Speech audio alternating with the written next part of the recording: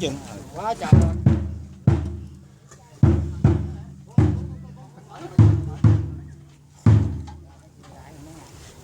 Nước không ai lấy nước uống mấy. Có bình nước ở góc dừa kìa. Không có thùng. Thùng nước đâu rồi? Góc rồi chỗ góc đó nè.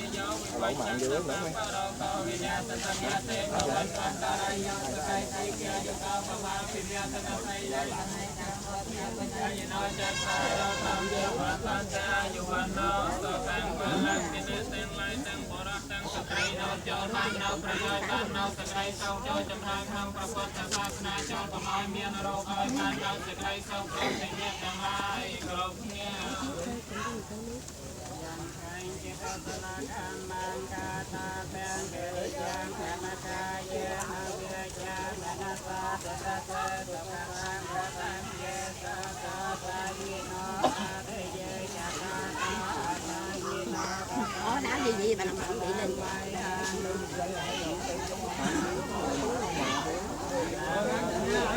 Lại đây nhà Khánh ơi, ê, không có, tụi mày không có. Không có nha tụi mày. Làm chuyện tao đi. Đang nói gì nói đi, làm nó không nghe đi. Nó ngược mình chết luôn. Bảy ba nha. Cùng quay quá. Bảy khó. Ai vậy? Không có làm cái bậy bạ làm sai à. Làm sai, người ta nói thì nói đi, cái chuyện ta tức thì người ta nói đi.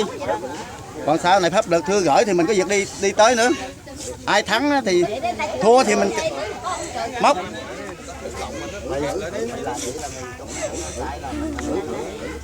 Cái chuyện ta tức là chuyện của ta, còn ta phát đơn lại chứ chuyện sao nữa. Đó đặt không? Đó đặt ơi. Chừng nào 9 giờ cho 2 9 giờ hả? 18 giờ, 18 giờ. Hai là mấy đó, hai đã. Hả lỡ. Hai đã. 18 giờ ba. Bán không? Để tiền. Nếu mà Đường Phước.